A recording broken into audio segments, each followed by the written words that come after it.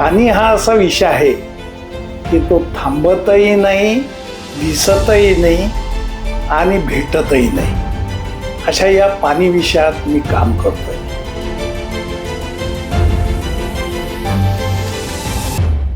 एक कुठल्याही व्यक्तीचं संगोपन करायचं झालं किंवा वस्तूचं संगोपन करायचं झालं तर मला असं वाटतं की त्याची आई होता आलं पाहिजे.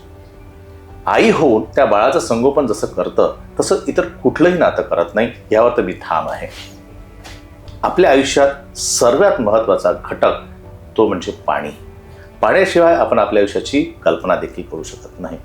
आज आमच्या स्टुडिओमध्ये जी व्यक्ती आहे, व्यक्तीपेक्षा आपण त्यांना वल्ली जास्त म्हणू शकतो, कारण त्यांनी आपलं ध्येयच बिलकुल ते झपाटलेल्यासारखं ते पाण्याचं संवर्धन करण्याकरता त्यांनी आपलं अख्खं आयुष्य वेचलं आहे.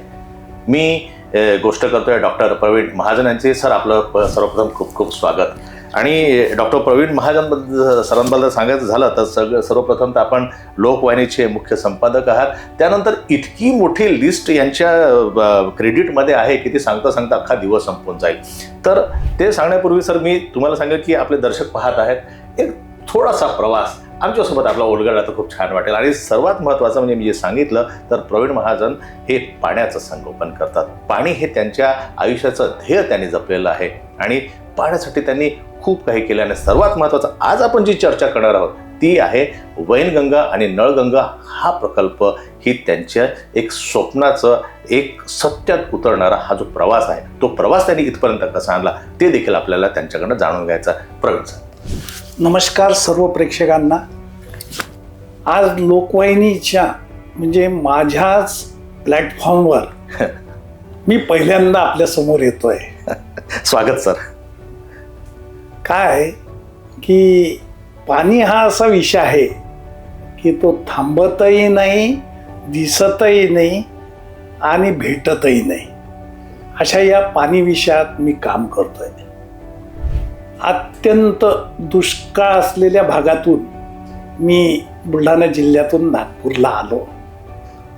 15 दिवस चातकासारखी नळाची वाट पाहणारा हा जिल्हा, आणि या जिल्ह्यात पाणी म्हणजेच अमृत ही सगळी भावना जनतेच्या मनात होती. रात्री बेरात्री 5-5, 7-7 फूट खड्डे खोदून आलेल्या नळातून आपल्या परिवारासाठी 2-4 बादल्या जेव्हा मी सर्व काही पाहत होतो, लहानपणापासून तर वयाच्या एक 35-40 वर्षापर्यंत मी हा प्रवास लोकांचा आजही पाहत आहे. विदारक परिस्थिती, दुःखदायक वेदना आणि यात सर्वातून होणारी त्या माझ्या भगिनींची, महिला वर्गांची आणि आजच्या काळात म्हणायचं तर लाडक्या बहिणींची ती व्यथा एका प्रकारे पाहिल्यानंतर रत्नाकर दुःख व्हायचं. अगदी बरोबर आहे. जे तुम्ही सांगताय ते ऐकूनच असं अंगावरती एक काटा शहारा येतो की काय ती परिस्थिती असेल. आपण म्हणतो की पाण्यासाठी, एक हंडा पाण्यासाठी पायपीट करणाऱ्या महिला जेव्हा डोळ्यांनी आजही आम्ही पाहतो, बरोबर, तेव्हा मात्र आपण चंद्रावर गेलोय, आपण मंगळावर गेलोय, सुईपासून तर उपग्रहापर्यंत आपण मजल मारली, पण आपलं बेसिक, आपल्या जीवनाला आवश्यक असलेलं पाणी आपण मात्र तिथपर्यंत पोहोचवू शकलो नाही. ही मात्र शोकांतिक आहे. या देशामध्ये मिलोवर जगण्याचा जमाना होता. परदेशातून मिलो यायची. बरोबर. सुरुवातचा काळ हा भारत देशाचा स्वतंत्र झाल्यानंतर जी परिस्थिती होती त्या परिस्थितीनुसार आज आपण खूप प्रगती केली. यात 1% माझ्या मनात शंका नाही.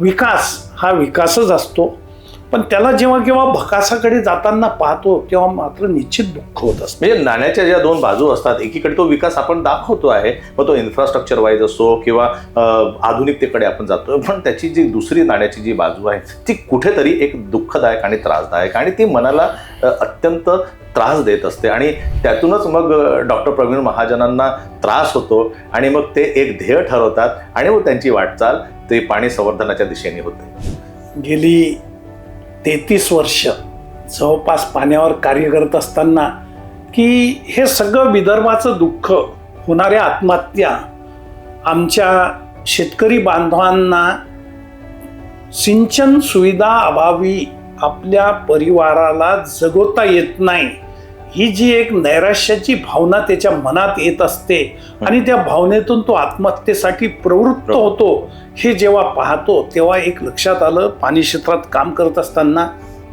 की आपण यात काही करू शकतो का.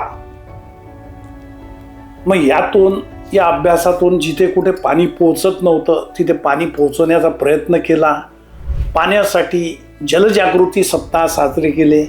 वर्षभर जल बाबत संदेश देण्याचं महत्त्वपूर्ण काम केलं. अवेअरनेस हा सगळ्यात महत्त्वाचा विषय माझ्या हातून घडला. बरोबर. माझ्या 33-34 वर्षाच्या कालावधीत हे सगळं करत असताना वरवरचं हे सगळं आहे का असं कुठेतरी मनाला एक आपण स्वतःचं आत्मचिंतन आपण करून घेतो पिंचवत होता. आणि त्यातून मग डोळ्यासमोर उभं राहत होतं विदर्भाचं चित्र. एकीकडे मुबलक पाणी आणि एकीकडे पाण्याविना दुष्काळ. आणि पाऊस आता आपण सगळंच पाहतोय. पाऊसच काय, सगळंच निसर्ग लहरी झाला, असमतोल आहे. म्हणजे आपण प्रेडिक्टच करू शकत नाही. म्हणजे आता निसर्ग का, हिवाळा उन्हाळा पावसाळा हे एक गीत होतं, कधी उन्हाळा कधी हिवाळा आणि कधी पावसाळा याची सगळी अनिश्चितता आहे. निसर्ग लहरी का झाला. बरोबर. त्याच्यात ठीक आहे, निसर्ग लहरी झाला. मानवाची त्यात हस्तक्षेप करण्याची जी प्रवृत्ती वाढली, निसर्गाच्या विरुद्ध जाल तर निसर्ग निश्चितच तुमच्या विरुद्ध जाईल आणि तसंच घडलं. मग हे घडत असताना आणखीन जंगलांचं, म्हणजे सिमेंटच्या जंगलांचं प्रस्त वाढत गेलं. जंगलं उभे राहिले पण ते सिमेंटचे राहिले. बहुमजली इमारती पाहिल्याने घराघरात अंगण सारवल्या जागी टाईल्स आल्या. वरून पडणारं पाणी कुठेतरी मुरावं आणि धरणी मातेच्या पोटात जावं अशी कुठली परिस्थिती राहिली नाही. आणि या सगळ्या ह्याच्यामध्ये धो पडणारा पाऊस 3-4 महिन्याचा, साधारणतः 120 दिवसाचा जो पाऊस असतो तो 20-25 दिवसावर आला. म्हणजे मला तरी या 5-10 वर्षात मी पावसात कुठे थांबावं लागलं किंवा पावसामुळे कुठे हाल झाले असं कुठेच जाणवलं नाही. तो येतो, घंटा 2 घंटे धो वाहतो, पूर्ण सपाचट करून घेऊन जातो, अशी सगळी परिस्थिती आहे. मग या परिस्थितीत कायमस्वरूपी काही उपाय करता येईल का, यानुसार विचार चालू झाला. मग हा विचार असताना एक भौगोलिक परिस्थिती जर आपण बघितली डॉक्टर प्रवीण सर, तर विदर्भाचा भंडारा जिल्हा म्हणजे गोसीरी खुर्द प्रकल्प हा एका साईडला, बुलढाणा तिथनं जवळपास 500 किलोमीटर लांब. तर हे अंतर पूर्ण पाण्याने वेढून टाकावं ही संकल्पनाच कशी तुमच्या डोक्यात आली. त्याच्या मागे ज्या जिल्ह्यातून मी आलो त्या जिल्ह्यातली दुष्काळी परिस्थिती आणि गोसीखुर्दचं मुबलक पाणी, जे पाणी गोसीखुर्दला कंटिन्यू वाहून जातोय, वेस्ट होतं एक प्रकारे, आपल्या हिस्स्याचं पाणी वाहून जाणं किंवा आपल्या भागात आलेलं पाणी आपल्याला वापरता न येणं, हे सुद्धा करंटेपणाचं लक्षण होतं. करंटेपणाचं लक्षण. बरोबर, हा शब्द परफेक्ट आहे. आणि मग त्यात असा विचार केला की याचा अभ्यास चालू केला की नदी जोड हा प्रकल्प विदर्भाला समृद्ध बनवू शकतो. पण थोडा अभ्यास चालू केल्यावर असं लक्षात आलं की शासनाच्याही 2009 मध्ये, म्हणजे 2009 जवळपास मला असं वाटते 10 जून 2009 हा तो कालावधी असावा. आणि त्यावेळेस बहुतेक वाजपेयी सरकार, केंद्रामध्ये वाजपेयी सरकार होतं. या 2009च्या कालावधीत शासनालाही कुठेतरी जाणवलं होतं की असमतोल आहे, पाण्याचा असमतोल आहे, पाण्यामुळे खूप हाल होत आहेत आणि आपण हे करू शकतो.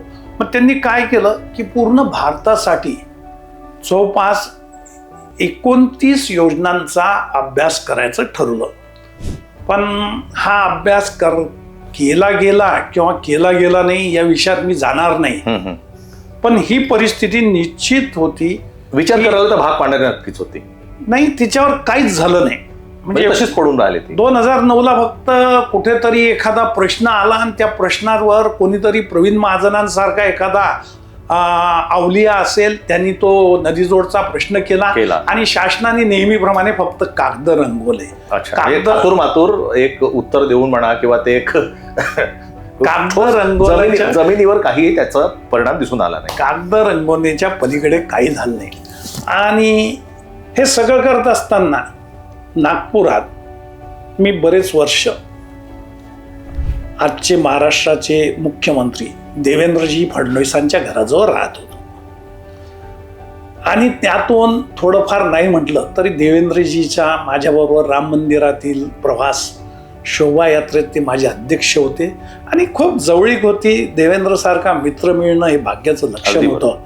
आणि काम करणारा विकासाचा दृष्टिकोन ठेवून, आणि ते तुम्ही जे म्हणता की कागद रंगवण्यापेक्षा जमिनीवर तो विकास दिसला पाहिजे याला महत्व असतं. आणि 2014 डिसेंबर 2014 ज्या दिवशी देवेंद्रजी नागपुरात आपल्या महाराष्ट्र राज्याचे प्रमुख मुख्यमंत्री म्हणून शपथ घेऊन आले आणि ते शपथ घेऊन आल्यानंतर ज्या मंदिरांवर त्यांचा विश्वास होता, ज्या शनी मंदिराला ते तेल वाहत होते आणि सातत्याने ते शनी मंदिराची उपासना करत होते, त्या शनी महाराजांच्या त्यांच्या असलेल्या भक्तीवर शनी महाराजही प्रसन्न झाले आणि 2014ला मुख्यमंत्र्यांची त्यांनी शपथ घेतली. आणि पहिलाच तो दौरा मला चांगलं आठवते. पहिला दौरा रामनगरच्या हनुमान मंदिरात ते तेल व्हायला आले. त्यावेळेस मी मंदिराचा उपाध्यक्ष होतो. वा. सुदैव माझं, सुदैव विदर्भातील जनतेचं आणि सुदैव त्या असंख्य शेतकऱ्यांचं आणि त्या जनतेचं जे पाण्यापासून वंचित. आणि मग पहिला कागद त्यांच्या हातात मी दिला, देवेंद्रजीच्या निवेदन दिलं आपण की देवेंद्रजी तुम्ही संवेदनशील आहात, तुम्ही जनतेसाठी काम करतात. मी आज नाही म्हणत, जेव्हा देवेंद्रजी नगरसेवक होते, जेव्हा देवेंद्रजी महापौर होते आणि देवेंद्रजीचा जो राजकीय प्रवास पाहिला, मी गंगाधररावजींचं जे घर आहे म्हणजे देवेंद्रजीचे वडील, मी त्यांच्यासोबत सुद्धा बराच काळ घालवलेला. आणि ते घर म्हणा किंवा एक फडणवीस कुटुंब हे अत्यंत सौहार्दशील आणि मैत्रीपूर्ण संबंध जोपासण्यासाठी तसे त्या घराचं प्रेम मी जवळून अनुभवलं. मावशींच्या हातच्या भाजी पोळ्या पण खाण्याचं भाग्य माझ्यावर. अशा या सुपुत्राला अधिकारी थोडासा जास्त दाखवत आहे. अशा या विदर्भ सुपुत्राला, आता महाराष्ट्र सुपुत्र म्हणावं लागेल आपल्याला, पण त्यावेळेस विदर्भाच्या या सुपुत्राच्या हातात मी तो वेदनादायी कागद 2014ला दिला. आणि त्या कागदावर काय जादू व्हावी तशी जादू झाली. 2014 डिसेंबरला दिलेला कागद जानेवारी 2015ला शासन दरबारी म्हणजे प्रशासनाच्या हातामध्ये, जलसंपदा विभागाच्या हातामध्ये तो आला. आणि त्याच्यावर एकच रिमार्क होता, अभ्यास करून अहवाल सादर करावा. पहिली पायरी. आणि म्हणतात ना की चांगलं काम करायला गेलो तर अनेक सदहात लागतात. आणि मी थोडंसं याच्यामध्ये अजून सांगेल की देवाच्या दरबारातनं आणि देवाभाऊंच्या हाताने ती सुरुवात झाली आणि तुमच्यासारख्या एक दांडगी इच्छाशक्ती आणि पाण्याचं एक समाजकार्य म्हणा किंवा प्रत्येकाच्या उपयोगाची ती पाणी ही त्याच्याशी आपण जीवनच कल्पना करू, त्याच्यासाठी एक उचललेला विडा, त्याची सुरुवातच खूप सुंदर झाली. सुरुवात मात्र खूप सुंदर झाली, पण अडचणीचा डोंगर हा 10 वर्ष त्याच्या मागे लावून, त्याच्या मागे म्हणजे अक्षरशः सळक पळ करून अधिकाऱ्यांना आज हे कुठे पोचलं, कोणत्या फाईलमध्ये अडकलंय, कोणत्या अधिकाऱ्यांनी थांबवलंय, असं करता करता 10 वर्ष तर ॲग्रेसिव्ह पाठपुरावा करावा लागला. ॲग्रेसिव्ह नाही, काही वेळा तर अधिकाऱ्यांशी भांडणं झाले की तुम्हाला विदर्भांचा विकास करायचा नाही, विदर्भासाठी तुम्हाला विकास होताना पाहण्याची इच्छा नाही आणि तुमचं हे दलभद्री कार्य तुम्ही नाही थांबवलं तर कदाचित आम्हाला वेगळ्या पद्धतीनं जावं लागेल. म्हणजे तुम्हाला एकाच वेळेस राजकीय इच्छाशक्ती आणि प्रशासकीय इच्छाशक्ती यांच्या भांडणातून खूप असा कडतर मार्ग काढावा. राजकीय इच्छाशक्ती सुरुवातच्या काळात निश्चित होती. हो, कसं असते, पण राजकारणामध्ये तर खूप बदल झाले एवढ्या या काळामध्ये, त्याचे कुठे ना कुठे तेच मी तुम्हाला सांगू इच्छितो की सुरुवातला भाऊंनी, देवेंद्र फडणवीसांनी तो कागद पाठवला खाली. तो कागद पाठवल्यानंतर अधिकाऱ्यांची मानसिकता अशी होती की मुंबईतून तो कागद पुन्हा नागपूर रिजनला आला आणि नागपूर रिजनला आल्यावर शेवटी अहवाल म्हटलं किंवा त्याचा अभ्यास करा म्हटलं तर स्थानिक अधिकाऱ्यांनाच करावं लागेल. अगदी बरोबर. आणि स्थानिक अधिकारी जरी नागपुरात बसून काम करत होते तरी ते इकडचे नव्हते, एक गोष्ट. आणि कागदावर एवढा काही प्रॉब्लेम होता या योजनेसाठीचा अभ्यास करताना की पाण्याची उपलब्धता नव्हती. ती उपलब्धता करण्यासाठी काय काय नाही करावं लागलं. म्हणजे मी आता तो इतिहासात गेलो ना तर तो एक काळा डाग या वैनगंगा नळगंगाला लागलेला आहे म्हणावं लागेल. तर चांगल्या गोष्टीसाठी काळा डाग बाजूला ठेवायचा. अगदी बरोबर. आताची आपण जर परिस्थिती बघितली तर ठीक आहे, हा 10 वर्षाचा स्ट्रगल झाला आणि त्या 10 वर्षामध्ये डॉक्टर प्रवीण महाजन आणि त्यांच्या इतर सहकाऱ्यांनी काही ना काही मदत केलीच असेल. राजकीय इच्छाशक्ती तर होतीच. आज 2026 आलाय. आज ह्या प्रकल्पाच्या स्थितीचं आकलन कसं, किती पॉझिटिव्ह तुम्ही? त्या अगोदर मला निश्चित एक गोष्टीचं तुम्हाला नक्कीच प्रेक्षकांना सांगायला, देवाभाऊंचं सरकार गेलं. आम्ही तेच म्हटलं, राजकीय उलाढाल. देवाभाऊंचं सरकार गेलं, पण जलसंपदा मंत्री जयंतराव पाटील जेव्हा आले तेव्हा मात्र त्यांनी सुद्धा या प्रकल्पाला मला तेवढीच मदत केली. म्हणजे मी त्यांच्याबरोबर कमीत कमी 5-7 मिटिंगा केल्या, 10-12 वेळा भेटलो, त्यांच्या कानावर टाकलं, ती परिस्थिती चेंज करायला लावली आहे ती मीटिंग. फक्त दुर्दैव असं की एक कॉमन मीटिंग घेण्याचा प्रस्ताव मी त्यांना दिला होता, पण तो प्रस्ताव या सगळ्या त्या कामाक्षीला जाण्याच्या गडबडीत आणि सरकार गडगडण्याच्या गडबडीमध्ये हा सगळा संपला आणि जयंतराव पाटलांचं सरकार गडगडलं. त्यानंतर परत आले शिंदे साहेब. मग तर त्यावेळेस जलसंपदाचे मंत्री म्हणून आणि उपमुख्यमंत्री म्हणून परत देवेंद्रजी होते. परत त्याला थोडी ही मिळाली. पण मधल्या काळात 10 वर्षाच्या त्या काळामध्ये पाणी पळून राहिले, आमचं पाणी चोरून राहिले, असे सगळे राजकीय वाद झाले. त्याच्यावरही आम्ही मध्यस्थी, तळगा त्यांना समजावून सांगण्याचा किंवा आपण इथं पाणी नाही वापरलं तर तेलंगणा किती प्रगतिशील झालं पहा, आपल्या पाण्यावर झालं. बरोबर. आपण ते पाणी अडवलं असतं तर कदाचित तेलंगणा तेवढं प्रगतिशील दिसलं नसतं. आणि तेलंगणाच्या मुख्यमंत्र्यांचा तो आवाका आणि मुख्यमंत्र्यांचं ते व्हिजन एकदम मोठ्या किंवा एकदम ती झेप घेणार होतं, एकदम स्पेसिफिक आणि रिझल्ट ओरिएंटेड. आणि हे सगळ्या याच्यात हा प्रकल्प जल आराखड्यातून काढून टाका असा एक मेसेज अत्यंत वरच्या स्तरावरून जलसंपदाला आला. बापरे, तो दिवस मला आजही आठवतो. त्या चेअरवर जो अधिकारी बसलेला होता तो अनेक वर्ष विदर्भात काम केलेला होता. त्यांचा जेव्हा मला मी नावं सांगणार नाही, त्याची आवश्यकता नाही, फक्त आपण परिस्थितीजन्य गोष्टी करूया. काय जेव्हा त्यांचा मला फोन आला की जल आराखड्यातून हा प्रकल्प वगळण्याचे आदेश झाले, तेव्हा मी मात्र सुन्न झालो. अगदी बरोबर. इतके वर्षाची मेहनत, इतका किंवा असं काय घडलं रात्रीतून किंवा म्हणजे मिन टाइम मी त्यांना सांगितलं की मला एक 4-8 दिवस द्या, मी वरिष्ठ स्तरावरती मी राजकीय नेत्यांशी चर्चा करतो, देवेंद्रजीशी चर्चा करतो, गडकरी साहेबांशी चर्चा करतो. बरोबर. आणि याच्यातून काय झालं एक्झॅक्टली ते तपासल्याशिवाय मी त्याच्यावर काही बोलणं योग्य नाही. अगदी बरोबर. आणि त्या अधिकाऱ्यांनी माझ्या एका प्रेमाखातर म्हणा, विदर्भाच्या या जल परिस्थितीसाठी म्हणा, ते त्यांनी सायलेंट मोडवर त्या जल आराखड्यातून ठेवला. त्यानंतर म्हणजे त्यावरती अंमलबजावणी त्यावेळेस केली नाही. म्हणजे ती रद्द केला नाही. ज्याला आराखड्यातून काढला असता तर तो नंतर टाकायला आणखीन हा मग पुन्हा प्रकल्प ती पहिलेपासून शून्यापासून पुन्हा ती हा सुरुवात प्रकल्प 5-10 वर्ष पुढे गेला असता आणि याला खूप फाटे फुटले असते. मी आज इतकं सविस्तर इतक्यासाठीच बोलतोय. आणि ते तुम्ही सविस्तर बोलताय, आपण थोडासा वेळ देखील घेतोय, पण ते विदर्भाच्या जनतेसाठी अत्यंत आवश्यक विषय आहे. म्हणजे नुसताच मी जनक आहे असंही नाही, माझा अभ्यास पण आहे. हो.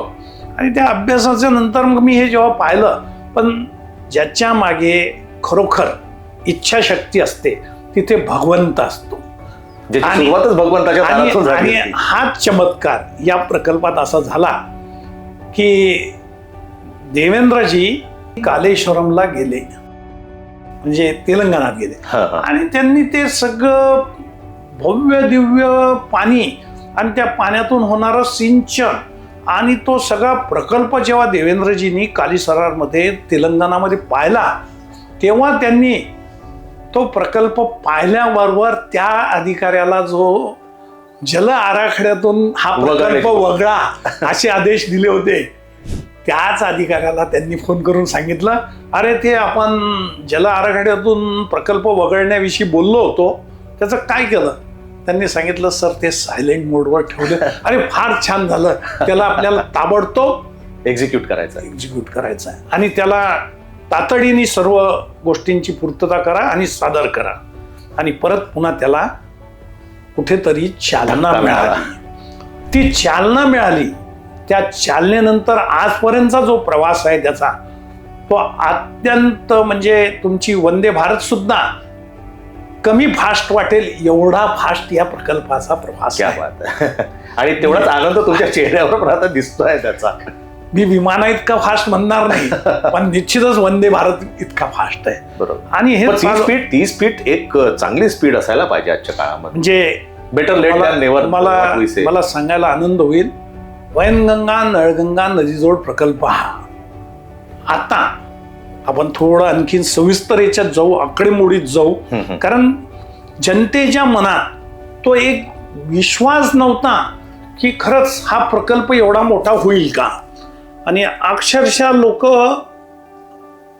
राज्यकर्त्यांना तर हे प्रश्न विचारायचेच, पण मला माझा शेवटी मोबाईल नंबर सुद्धा चेंज करावा लागला, एवढा मी त्रासलो होतो की सर ते प्रकल्प होईल का, आमच्या शेत्या जातील का, आमच्या शेतीला भाव येईल का, आम्ही उघड्यावर तर पडणार. कारण आतापर्यंतच्या जितके प्रकल्प आहेत त्या प्रकल्पाचे हाल, त्या प्रकल्पग्रस्तांच्या दुर्दशा, आणि ज्यांनी कोणी या प्रकल्पासाठी आपल्या जमिनी दिलेल्या असतात, घरदारं दिलेले असतात, आपल्या अनेक वर्षाच्या आठवणी, पिढ्याच्या आठवणी सोडून दुसरीकडे जात असतो आपण, तेव्हा होणारं त्यांचं ते दुःख. पण माझ्या अंगणात पाणी येणार आहे या आनंदासाठी ते तयार असतात. पण तो आनंद पहिल्या दुसऱ्या वर्षी जर मावळला, आणि अनेक प्रकल्पात तो मावळलेला आहे. आपल्याला गोसीखुर्दचं उदाहरण त्याच्यासाठी फार चांगलं आहे, आपल्याला जिगावचं उदाहरण त्यासाठी चांगलं आहे. काय होते, प्रकल्प चालू होऊ शकतं, आरंभशीर करणं फार कठीण नाही, आरंभशूर खूप असतात, पण त्याला शेवटावर नेणं हा फार मोठा, तो सुरुवातपासून तर शेवटपर्यंतचा जो प्रवास आहे ना, तो पॉझिटिव्हली जगता आला पाहिजे. सर त्याच्यामध्ये जेवढे इन्व्हॉल्व असतील, म्हणजे प्रकल्पग्रस्त आणि प्रकल्प राबवणारे, राजकीय, प्रशासकीय आणि जनता, ह्या सगळ्यांचा एक समन्वय तो तिथपर्यंत असला पाहिजे. आणि नेमकं देवेंद्रजींनी समृद्धी महामार्ग केल्यामुळे एक देवेंद्रजींवर लोकांचा विश्वास आला. जो समृद्धी महामार्ग नागपूर ते मुंबई झाला, त्या नागपूर ते मुंबईच्या मार्गाचा विचार करता वैनगंगा नळगंगा प्रकल्प सुद्धा प्रवीण महाजनांचा ड्रीम प्रकल्प, देवेंद्रजीचा झालेला नंतरचा ड्रीम प्रकल्प ते करतील हा विश्वास मात्र त्या शेतकऱ्यांच्या मनात आला. वैनगंगा नदीपासनं म्हणजे गोसीखुर्दच्या खालून तर बुलढाणा जिल्ह्यापर्यंत ही नदी आपण नेतो आहोत. त्यामुळे जवळपास 62 TMC पाणी हे अधिकचं आपल्याला मिळणार आहे. आणि विशेषतः नागपूर, वर्धा, अमरावती, अकोला, यवतमाळ, बुलढाणा आणि पुढे वाशिम हे सगळे जे आपले जिल्हे आहेत या जिल्ह्यामध्ये मोठ्या प्रमाणात हे पाणी मिळणार आहे. हळूहळू थोडी भावनाही चेंज झाली. कोणताही प्रकल्प करायचा म्हणजे सर्वे आला. सर्वे अगोदर परिस्थिती अशी असते की काहीतरी फक्त तो कागदावरचा असतो आणि प्रकल्पाला मंजुरात देण्यासाठी एक फक्त ते स्केच असतं आणि नेमकं ते स्केच तयार झालं. प्रकल्प मंजुरीसाठी आला. त्याच्यासाठी ज्या काही बैठका व्हायच्या होत्या त्या झाल्या, तांत्रिक मान्यता झाल्या. ह्या सगळ्या ऑफिशियल ज्या गोष्टी आहे या सर्वसाधारणतः 2014 बजेट हा ते देखील 2024 आणि एक बजेट देखील त्याच्यामध्ये महत्वाचा 2024 पर्यंत या झाल्या. आणि 24च्या सर्वसाधारण 10 वर्षाच्या याच्यामध्ये हे लक्षात आलं की आपल्याला हा प्रकल्प निश्चित पुढे नेता येईल. याची राज्यकर्त्यांना कल्पना आली. आमच्या जलसंपदा अधिकाऱ्यांनाही थोडा अभ्यास होऊन त्याची की नाही हा प्रकल्प खरोखर. आणि मग या प्रकल्पासाठी सर्वे झाला. तो सर्वे झाला तर लोकांचे फोन येत होते, साहेब आमच्या घरावर विमान दिसते, साहेब आमच्या शेतावर विमान दिसते. आणि सर्वे हा टेक्निकल पद्धतीने सर्वे झाला.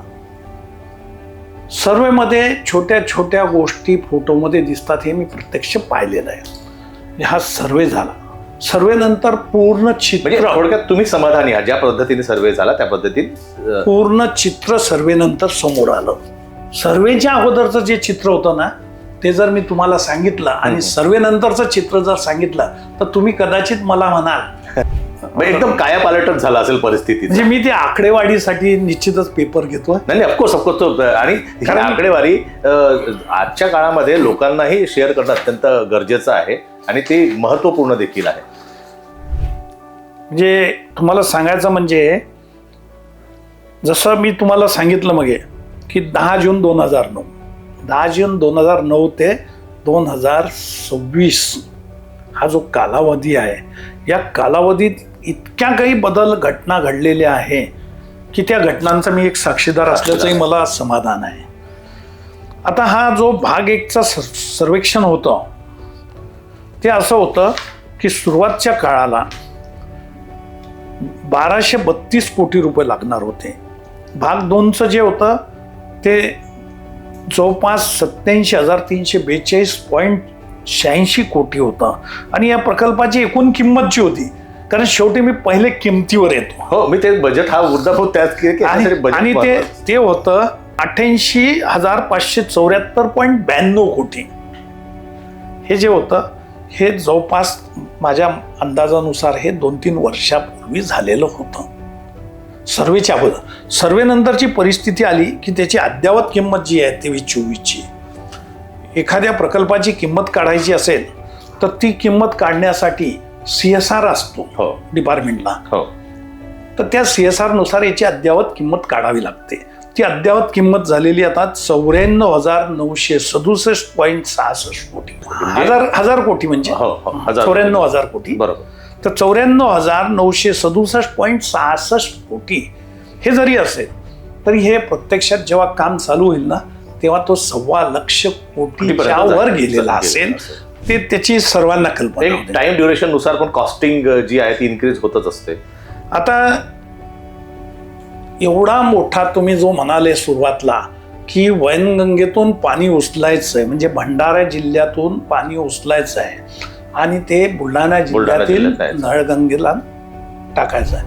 हा प्रवास पहिले जो होता ना तो 426.542 किलोमीटर होता.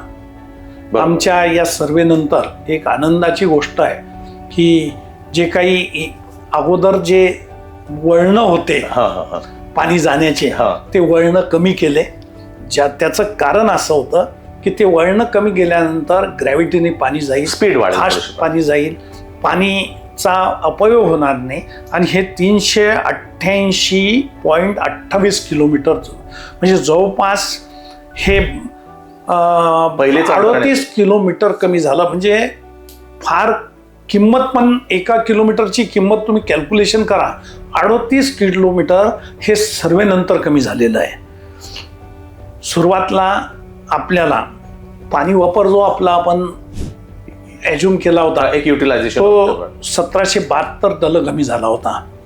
सुदैवाने आता आपल्याला थोडं पाणी जास्त पण हिच्यात मिळालेलं आहे. 1804.78 दलघमी मिळणार आहे. नक्की त्याचा म्हणजे उपयोग पाणी त्या थोडं क्षेत्राला पाणी थोडं जास्त मिळालं आपल्याला. आता याच्यासाठी सिंचनाची मागणी जी आहे ती 1335 दलघमी आहे. म्हणजे 1335.83. मी पॉईंट सांगत नाही, 1335 दलघमी आहे. अंदाज आहे की त्या रिक्वायरमेंटला पुरत आहे. म्हणजे 1335 दलघमी म्हणजे चांगली आहे. शेवटी कुठलाही प्रकल्प करायचा तो शेतकऱ्यासाठी होत असेल तर त्याचं स्वागत जास्त होत असतं. आणि नाही म्हटलं तरी आज भारत देश आहे हा शेतीवर कृषीप्रधान देश, कृषीप्रधान आहे, शेतीवर अवलंबून आहे. बिगर सिंचन मागणी जी आहे म्हणजे तुमच्या पाणी पिण्यासाठी, कारखान्यासाठी किंवा आणखी इतरासाठी औद्योगिक ती 229 दलघमी आहे. म्हणजे एकदम रेशो फार चांगला आहे. शेवटी बिगर सिंचनासाठी पाणी इतक्यासाठी राखीव ठेवावं लागतो की तिथे उद्योगधंदे आले पाहिजे. आपण या सगळ्या 388च्या हे पाणी आपण कॅनॉलला घेऊन जाणार आहे. एक ही नदीच म्हणावी लागेल, आर्टिफिशियल नदी. कॅनॉल म्हणजे ही आर्टिफिशियल नदी करतोय आपण, कारण ते स्ट्रक्चर राहील ना, म्हणजे एक सिव्हिल स्ट्रक्चर. ते अनेक ठिकाणी वेगवेगळे त्याचे हे आहे. आता आपला जो वेळ नाही, पुढच्या याच्यात आपण करू. पण तसा हा विषय एका बैठकीत संपणार अजिबात काय. दोन्ही बाजूला चे 51 धरणं आपण प्रस्तावित केलेले आहे. शेवटी पाणी उचलायचं आहे आपल्याला. पाणी उचलून काय करणार, शेवटी तो धरणात आपल्याला साठा करायचा आहे. कारण त्याचा आपल्याला उन्हाळ्यात किंवा त्या अगोदर रब्बीत त्याचा आपल्याला फायदा झाला पाहिजे. शेतकऱ्यांना हा उद्देश असतो. आणि त्याच्यानुसार 51 धरणे ही प्रस्तावित आहे. त्यापैकी 32 नवीन धरणे बांधायची. हे सगळं त्या बजेटमध्ये सगळं बजेटमध्ये आहे. 32 धरणे बांधायची आहे.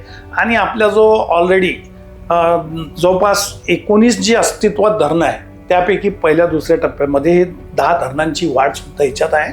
एकंदरीत हा सगळा जो वैनगंगा नळगंगा नदीजोडचा प्रकल्प आहे हा विदर्भाला निश्चितच, मी एक जल अभ्यासक म्हणून मला शासनाने जो पुरस्कार दिलेला आहे डॉक्टर शंकरराव चव्हाण जलभूषण पुरस्कार, माझ्या कामामुळे मिळाला. आणि माझा अभ्यास जो आहे त्या अभ्यासानुसार मी निश्चित सांगू शकतो की या आकडेवारीत जरी त्यांनी असं म्हटलं असेल की शेतकऱ्यांचं जे काही आहे हेक्टर जमीन, म्हणजे ती पहिले होती 3,71,277 हेक्टर, ती वाढून आता 4,04,281 हेक्टर झालेली आहे. पण या 4,00,000 हेक्टरपेक्षाही एक अभ्यासक म्हणून मी तुम्हाला सांगतो की याच्या डबल हा फायदा असतो. डायरेक्ट इनडायरेक्ट काही फायदे असतात. हे डायरेक्ट फायदे जे कागदावर दिसत आहेत तुम्हाला ते डायरेक्ट फायदे. पण इनडायरेक्ट फायदे असे की आजूबाजूला हे जर पाणी एवढं दिसेल तर 1804 दलघमी पाणी त्या भागात येणार असेल तर ते पाणी तुमच्या आजूबाजूचा पाण्याचा जो स्तर आहे तो उंचावण्यास मदत करेल. म्हणजे भूजल जे म्हणतो आपण, तेच आपली पहिली गोष्ट की भूजल साठा वाढला, पावसाचं पाणी साचत नाहीये, तर कुठेतरी हा जमिनीतला जो पाण्याचा स्तर आहे तो वाढणार आहे. फक्त एकच शेवटचं सांगेल मी, लोकवाहिनीच्या प्रेक्षकांना सांगेल, हे जो कोणी कार्यक्रम पाहतील त्यांना सांगेल की हा प्रकल्प अत्यंत चांगला आहे. आपल्या विदर्भाचं नंदनवन करणार आहे. आणि विदर्भामध्ये जो दुष्काळ आहे, कारण ज्या भागातून जाणार आहे जवळपास संपूर्ण विदर्भ, म्हणजे पूर्व आणि पश्चिम विदर्भ म्हणतो आपण, पूर्व विदर्भात मुबलक पाणी आहे, पश्चिम विदर्भाचा भाग आहे हा. आणि वैनगंगा नळगंगा नदीजोड प्रकल्प हा पश्चिम विदर्भात जाणार असल्यामुळे टोटल पूर्ण पश्चिम विदर्भाचा कायापालट करणारा हा प्रकल्प आपल्या महाराष्ट्राचे मुख्यमंत्री, आताचे सर्वांचे लाडके देवाभाऊ यांच्या प्रयत्नांनी साकार होत आहे. याचा मला आनंद आहे, कारण तो प्रकल्प शेवटी माझ्या प्रथम मागणीनुसार झालेला आहे. जरी तो कागदावर कोणी घेतला नसेल किंवा कागदावर येईल नाही येईल नाव, पण ज्या मातीतून मी आलोय त्या मातीचं जे माझ्यावर कर्ज होतं ते मी या प्रकल्पाच्या माध्यमातून बुलढाणावासियांना सांगू इच्छितो, विदर्भवासियांना सांगू इच्छितो की मी ज्या भागातून आलो त्या भागाच्या कायापालटसाठी मी मागणी केलेला हा प्रकल्प आज विदर्भाला समृद्ध करून जाणार आहे. मी लोकांना एवढंच सांगू इच्छितो की या प्रकल्पासाठी सर्वांनी मदत करावी.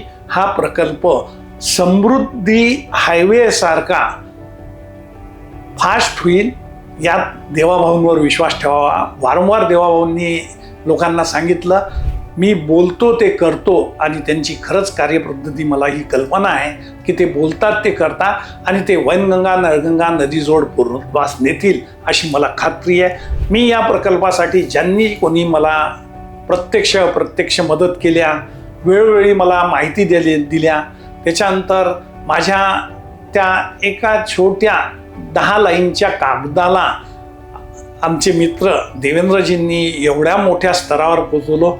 मी राज्यकर्त्यांचे, माननीय देवेंद्र फडणवीस महाराष्ट्राच्या मुख्यमंत्र्यांचे, तसेच त्यांच्या सर्व टीमचे, जलसंपदा विभागाच्या अधिकाऱ्यांचा धन्यवाद देतो. आणि हा प्रकल्प तुम्ही परवाच्या बैठकीमध्ये मंजूर केला. राज्यस्तरीय तांत्रिक सल्लागार समितीमध्ये त्याची छाननी झाली आणि ती शेवटची बैठक बुधवारी, सोमवार, मंगळवार, बुधवारला संपली आणि तिथून हा प्रकल्प आता MWRRA तिच्यामध्ये एक 8-10 दिवसात पूर्णपणे छाननी करतील. तिथून राज्यपालांची त्याला मंजुरात घेतल्या जाईल आणि तो मंत्रिमंडळासमोर प्रशासकीय मान्यतेसाठी जाईल आणि तो निश्चितच देवाभाऊंच्या राज्यात पूर्ण होईल अशी खात्री बाळगा. लोकवाहिनीतर्फे मला बोलवलं, जरी मी लोकवाहिनीचा समूह संपादक असलो तरी आपल्याच लोकांच्या माध्यमातून मी आपल्यासमोर बोलतोय, त्याबद्दल मी सर्वांचे अभिनंदन करतोय, आपल्याला शुभेच्छा देतोय. आणि नवीन वर्ष वैनगंगे नळगंगेच्या पाण्यासारखं नदीजोड तुमच्या दारात येणार असल्यामुळे तुमचं वर्षही सुखात जाणार आहे याची खात्री बाळगा. धन्यवाद. नमस्कार. मी जाण्यापूर्वी एक नक्की सांगेन की कोण म्हणतं की स्वप्न पूर्ण होत नाही, स्वप्न नक्की पूर्ण होतं. मात्र सकाळी उठून त्या स्वप्नाचा ध्यास घ्यायला हवा, त्यासाठी प्रयत्न करायला हवेत. असंच एक स्वप्न डॉक्टर प्रवीण महाजन यांनी पाहिलं, त्याचा ध्यास घेतला, त्याचा उहापोह केला आणि शेवटपर्यंत अगदी चिकाटीने तो इथपर्यंत आणून ठेवला. आपलं हे स्वप्न, आपल्या विदर्भवासियांचं, सगळ्या जिल्ह्यांचं स्वप्न नक्की पूर्ण हो ही सदिच्छा आणि ह्या शुभेच्छा. सर नमस्कार.